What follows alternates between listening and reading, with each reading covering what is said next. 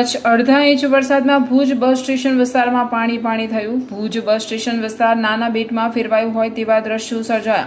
દર વર્ષે જેમ આ વર્ષે પણ ભુજ નગરપાલિકાની પ્રી મોન્સૂન કામગીરી નિષ્ફળ.